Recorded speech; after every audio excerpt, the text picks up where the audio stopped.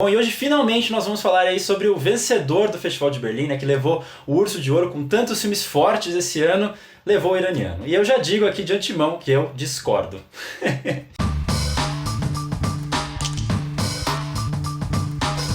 Não Há Mal Algum traz 4 histórias independentes sobre homens obrigados a executar prisioneiros condenados à pena de morte no Irã e suas consequências psicológicas e éticas disso tudo. Bom, eu não sei o que o Éder acha aí, mas eu já comecei com essa frase polêmica aí na chamada, mas pra mim é fato, né? Dos 4 filmes que eu assisti, pra mim todos os outros são melhores do que esse filme aqui. Então, First Call, Never, Rarely, Sometimes Always, Todos os Mortos e o Dias, pra mim todos são melhores e eu dava o First Call ali, o Urso de Ouro. Eu concordo com você em parte. First Call eu acho que deveria ter ganhado mesmo, mas eu não acho. Eu acho esse filme melhor que Todos os Mortos, por exemplo. Bom, divergências à parte, a gente tá aí pra falar sobre Não Há Mal Algum, que é um filme dirigido pelo Mohammad Rasuluf, que, enfim, tem todo um contexto político por trás, né? Ele é um cineasta perseguido ali no Irã, como outros, que a gente já fez vídeo, inclusive, aqui no canal, por exemplo, como o Panahi, eles são muito colegas, inclusive, né? O Rasuluf já teve sentença de prisão decretada por fazer propaganda contra o governo, quando, enfim, depois de ele ter ganhado o prêmio lá em Berlim, ele teve uma nova sentença de prisão,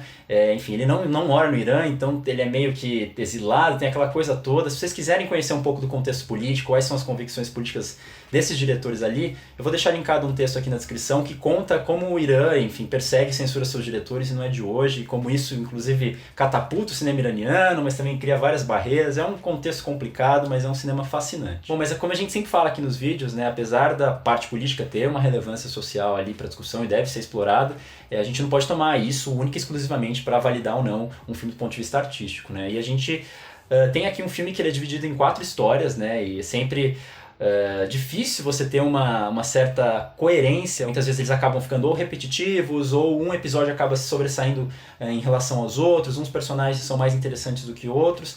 E o que a gente sempre tem que tentar entender é o que norteia todos esses episódios. E eu acho que assim, apesar da gente estar falando sobre pena de morte, pra mim o filme ele acaba discutindo muito mais sobre esses civis, né? Se na verdade essas pessoas que obedecem, elas são álibis, ou seja, elas são tão culpadas quanto o Estado que manda matar, que manda apertar o botão pra tirar a vida de outro. E o que eu acho que é bastante interessante ao longo desses episódios é você ver como a ética desses personagens é bastante fluida, né? Ela vai mudando de acordo com quão próximo eles estão ali de fato de fazer ali o trabalho sujo. Eles vão criando até certas concessões, né? Bom, se o cara é um criminoso de fato, ele foi condenado, então talvez a gente não esteja tão errado, assim, a gente só está executando ordem de outras pessoas. Em determinado momento, essa ética ela já foi tão diluída, e seja pelo medo, seja pela imposição, seja pelo que for, de forma que a sociedade como um todo já está um pouco mais tolerante, já está um pouco mais aberta para uma prática que a priori não devia ser nenhuma opção. Então, em suma, né, esse Estado ele acaba sendo bastante perspicaz porque ele terceiriza essa responsabilidade, terceiriza essa culpa da pena de morte para toda a sociedade, né? Porque é muito mais fácil que o Estado ele passe impune se toda a população tem sangue nas mãos também. Então, depois de toda essa introdução, a pergunta que eu queria fazer pro Éder é se ele acha que de alguma forma o filme ele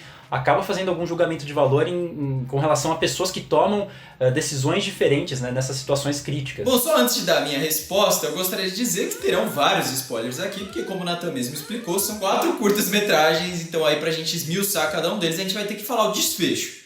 Bom, agora respondendo a sua pergunta, eu acho que ele não tem um julgamento de valores, mesmo porque nós temos histórias aí em que alguns fogem e outros decidem executar.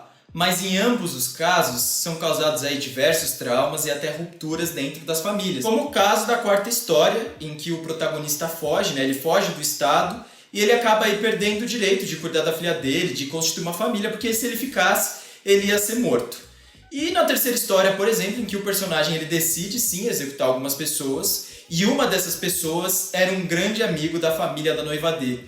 Então você vê que independente se fugir ou não fugir, isso causa um grande trauma, causa muitas rupturas e pode mudar totalmente o rumo da vida de uma pessoa. Então, Éder, eu discordo disso, porque eu acho que o filme ele tem um posicionamento muito claro de qual que deve ser a atitude de um cidadão iraniano numa situação dessa, e tudo que foge disso, enfim, essa pessoa vai merecer 1000 anos de dor. O segundo curta é um personagem que termina feliz ali, ele sai naquela fuga, tá tudo certo com a vida, tem até uma música ali, Bella Ciao, que eu particularmente já não aguento mais isso pra cena de revolução e sei lá o quê. Então ele foi bem sucedido na vida. O terceiro, como você mesmo citou, ele pode até começar bem, felizinho ali com um romance Romeu e Julieta que ele tem ali com aquela personagem, mas depois ele vai lá e fica em 1000 anos de perdição, fica procurando a moça que sai ali subindo a colina e deixa ele sozinho. Mas o quarto eu acho que é um pouco mais capcioso, porque eu acho que existe uma certa conciliação ali. De fato, esse personagem ele sofreu por todos esses anos, mas no final, a filha de certa forma entende que o pai fez foi o correto, porque ele olha ali para a raposa, e a raposa, o que era o símbolo, o que ela simbolizava? Era justamente esse animal que não devia ser morto, porque ela não quis matar. Então ela fez correto, tal qual o pai também fez correto. Então ela olha para a raposa, olha ali, a câmera fica filmando ela como se desse uma piscadela. Então esse personagem, apesar de sofrer, houve uma conciliação. No final das contas, vai existir um amor ali dessa personagem, porque ela sabe que ele fez o certo. Então meu problema não é com o discurso dele, né? O diretor ele pode defender o que ele quiser. Talvez até se ele tivesse elegido um desses curtas, né, ao invés de fazer 4, e acompanhasse ele durante todo o filme, talvez essa moral dele funcionasse muito melhor. Mas como ele opta por essa estrutura de curtas, com histórias independentes, eu acho que acaba sendo um pouco limitado o interesse por bater o martelo se no final ele está feliz porque ele fez isso, ele está triste porque ele fez aquilo. Esse concilia no final, mas esse outro não concilia no final. Eu acho que esse debate de álibis, esse debate de culpa é um debate que não é definitivo. Mesmo personagens que fogem nesse contexto não têm uma vitória.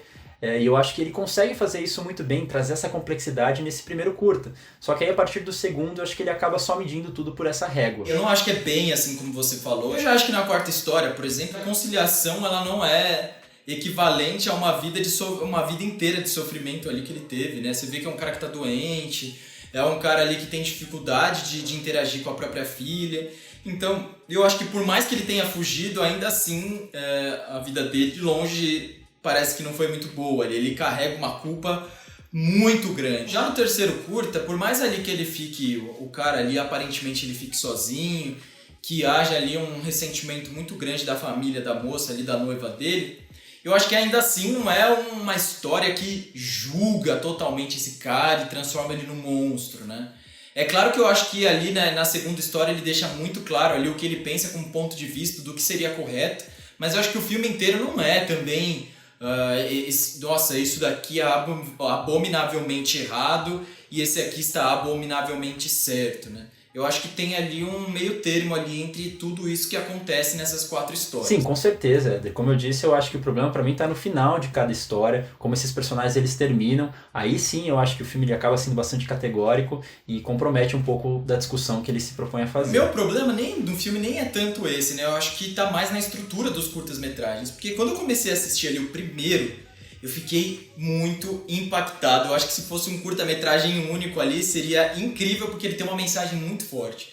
Ele tem um plot twist ali, ele tem um ponto de virada que você não imagina, porque a história tá acontecendo, você vê ali um pai de família que é super atencioso, cuida da mãe, como eu falei, é atencioso com a filha, com a mulher, e aí no final das contas ele é o cara que executa, assim, que ele aperta o botão. Eu fiquei impactadíssimo com essa história. A segunda história começou me deixando tenso, mas aí depois, o desfecho da história, como você mesmo já comentou, que tem a música Bella Ciao ali, eu acho que ele se perde bastante e eu já fiquei desanimado. E os 2 últimos curtas, eles são arrastados, eles se perdem ali no tempo, eu achei muito chato. Então o filme começou lá em cima pra mim e as histórias elas não foram se sustentando e elas foram caindo porque você acabava meio que comparando uma com a outra, né? Pra mim, nunca nenhum se comparava ao primeiro. E isso foi me tirando das histórias ali. Cara, eu digo até mais. Eu acho que esses 2 últimos curtas, eles sequer se sustentariam se eles não estivessem dentro de um filme maior. Coisa que eu acho que é bem diferente do primeiro. Eu acho que ele consegue estruturar ali uma lógica desses personagens, criar toda uma linguagem ali, como ele vai contando essa história visualmente também, que os outros sequer se preocupam em fazer isso, né?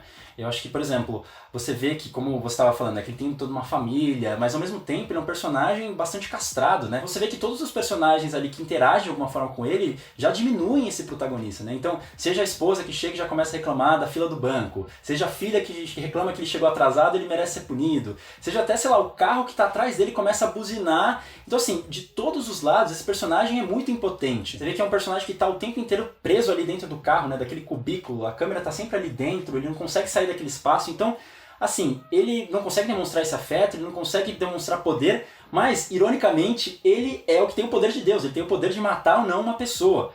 Então, assim, acho que só essa dinâmica que ele constrói é impressionante. E aí eu acho que o filme ele entra também numa contradição, nesse filme maior, porque discursivamente, se você for comparar os curtas, eles são muito diferentes, né? Esse aqui que eu tô falando, que é um pouco mais sutil, ele trata isso através desses aspectos visuais, você vai comparar pro segundo, ele é um filme muito mais direto. O personagem tá falando assim, por que você tá fazendo aqui o exército? Porque eu preciso arranjar meu passaporte, se não dá pra casar, que não dá pra arranjar trabalho, que se eu desobedecer é corte marcial, vou ser morto, eu vou ter que ficar mais tempo aqui servindo. Então você vê que assim, são conversas que todos os personagens ali que estão no Irã, de alguma forma, já sabem disso, tá no cotidiano deles, né? O que faz pensar que, na verdade, eles estão falando pra gente, que é o espectador, né? Pra gente que é de fora, que não mora ali no Irã, pra conhecer a realidade daquele espaço. E aí depois você vai caminhando pros outros filmes, você vê que alguns desses temas, eles se repetem. Então, no terceiro curta, ele vai falar de novo do passaporte, que é por isso que ele tá no exército, que senão ele não ia conseguir sair do país. Quarto curta, que você vê que poderia meio que ser uma continuação do segundo, né? Porque o segundo, o personagem foge, e aí você não sabe o que aconteceu depois. Aí no quarto você tem uma possibilidade. Por que você vai criar dois universos particulares, você vai ter que criar as mesmas estruturas, as mesmas tensões, os mesmos traumas, se você poderia só prolongar a história de um pro outro? Então assim, eu acho que discursivamente, entre os curtas, ele acaba sendo contraditório, ele acaba sendo repetitivo. É um filme muito longo, né? Chega uma hora que, de fato, como esses dois últimos filmes são mais arrastados, tem uma história ali que demora mais pra acontecer, então você vai perdendo o fôlego. A impressão que eu tenho é que ele pensou... A ideia do filme surgiu do primeiro curta e as outras foram surgindo depois em torno daquilo, né? Eu acho o primeiro curta tão bom que se eu fosse professor universitário eu passaria para os meus alunos para mostrar o poder de um bom roteiro, de uma boa narrativa, né? E aí até acaba prejudicando um pouco o primeiro, porque o filme é tão longo e esses outros filmes são tão arrastados que você até esquece um pouquinho ali da potência daquele primeiro, sabe? Ali na experiência, quando você assiste. E para encerrar aqui o debate do filme, eu queria discutir um debate estético, como acontece até hoje no cinema iraniano. Os cineastas ali dos anos 90, dos anos 2000, eles precisavam submeter os roteiros deles à censura, para poder filmar, né? E aí, para eles não chamarem a atenção do Estado, muitas vezes para tratar de temas mais políticos, eles iam por imagens e por símbolos teoricamente inofensivos. Então, por exemplo, dar o protagonismo a uma criança que olhava os abusos, olhava as injustiças, só que aí para os censores isso não seria uma ameaça ao regime. Um outro símbolo muito recorrente, e aí no caso vai ser importante aqui para a nossa discussão, era essa fuga para a natureza. Tem as paisagens bucólicas, tem aquelas estradas infinitas, que eles estão ali no campo, porque é meio que rejeitar a cidade, rejeitar esse espaço, que essencialmente onde acontece a política, é rejeitar esse governo também, então acaba que entra num campo mais metafísico da coisa. Não Há Mal Algum é um filme que segue por uma outra linha aqui do que a gente está acostumado a ver no cinema iraniano. Ele é um filme muito mais direto, é um filme com um discurso político muito mais evidente, até porque o Razoluf, como ele já está exilado, ele já não mora mais ali, ele nem passa o roteiro pela censura do país. Então ele vai fazer um filme mais frontal, até porque é um discurso político dele. Se for ver entrevistas, ele fala que ele precisa ser mais claro. Mas mesmo assim, ele ainda vai evocar esses símbolos mais metafísicos no terceiro e no quarto curta. E aí você pode perguntar, bom, mas é só uma imagem de uma floresta, só uma imagem de uma estrada. Tudo bem, em qualquer outro cinema do mundo, talvez fosse só isso, mas se a gente for resgatar a história que você tem ali no cinema iraniano, isso é muito simbólico, porque isso foi justamente a forma como eles encontraram para poder burlar essa política. Então acho que ele acaba trazendo certos vícios de linguagem que a gente aprendeu a ver no cinema iraniano para um filme que é muito frontal. Não precisava disso. Se é frontal, que seja frontal o tempo inteiro. Eu acho que, de fato, existem ali alguns vícios ali, sim, do cinema iraniano, mas é engraçado que, por exemplo, quando eu assisti o primeiro curta, esteticamente me lembrou o Panahi ali, quando ele gravava aqueles filmes dentro do táxi, dentro do carro, que eu achei interessante e eu lembrei na hora ali quando eu assisti. O terceiro filme, né, por estar naquele meio campestre, uma coisa meio bucólica, eu lembrei A Árvore dos Frutos Selvagens, né, o filme turco. E o quarto me lembrou muito Kiarostami. Então, de fato, são filmes que têm estéticas aí diferentes. Ali parece que é um diretor que estava experimentando. É parte de diversão dele. Ele falou, vou me jogar aqui, vou fazer estéticas diferentes. E aí eu acho que talvez não ter uma estética acaba sendo aí a estética do filme, né? Não sei se foi clara a minha explicação, mas é meio a forma aí como que eu acabo enxergando quando eu vejo ele como um todo. Assim, eu não acho que necessitaria existir uma unidade estética para contar todas as histórias, mesmo porque ele está mostrando pontos de vista diferentes. Como eu disse, acho que tem unidade, acho que o filme ele tem um ponto de vista, então por isso acho que ele também teria que ter uma unidade esteticamente falando. Agora a gente vai chegar aí no 20 recomendar, né, gente? Esse momento aí, ó, ótimo, delicinha, que a gente traz umas dicas boas para vocês, e hoje eu vou entrar no mainstream novamente. Vou ficar no campo das séries, como eu falei no vídeo anterior. Não sei se você assistiu o vídeo anterior, mas enfim, eu disse que eu tô assistindo várias séries. Tô assistindo aí a série nova aí da HBO, do Luca Guadagnino, diretor do Me Chame Pelo Seu Nome, do novo Suspiria, que se chama We Are Who We Are, que conta a história de um garoto de 17 anos que vai morar numa vizinhança de uma base militar. E enfim, eu tô no primeiro episódio ainda, mas eu já estou apaixonado pela série. O Luca Guadagnino, ele tem um jeito muito elegante de se filmar, assim. É uma coisa meio clássica e ao mesmo tempo parece que eu tô vendo, tipo, uma estética meio comercial de perfume da Chanel ou da Gucci, assim, sabe? É muito bonita e é muito delicada. A minha dica é, na verdade, um filme que entrou no streaming do Cine Sesc, que é um filme que eu assisti naquela época que teve aquele festival lá no YouTube, né, o We Are One Global Festival, que é um filme da Angola, chamado Ar Condicionado. Cara, é um filme sensacional, um filme que se passa ali na capital do país, né, Luanda, enfim, num verão ali super quente. Ele tem uns ecos ali de Spike Lee, Faça a Coisa Certa, e os ar-condicionados começam a parar de funcionar. E aí, certos personagens negros ali são os personagens que vão subir para essas casas para consertar. Então tem essa questão de verticalidade, né? Porque apesar deles não terem um ar-condicionado, eles sobem para consertar os ar-condicionados dos brancos. E mais que isso, né? Esses ar-condicionados muitas vezes, quando eles param de funcionar, eles caem. E pode acertar um negro ou não. Então tem tudo uma coisa de classe social, de verticalidade. É um filme muito interessante, tem um pulo ali para uma coisa afrofuturista. É um filme fantástico, assim, ele está disponível no streaming do Cine Sesc. Incrível! Mais uma vez aí, uma dica mais mainstream, uma outra dica aí rebuscadíssima. Bom, gente, é isso. Eu espero que vocês tenham gostado desse vídeo. Por favor, curtam, compartilhem, mostrem para as pessoas que estão interessadas no assunto. E é isso, ajuda a gente aí a crescer, tá bom? É isso!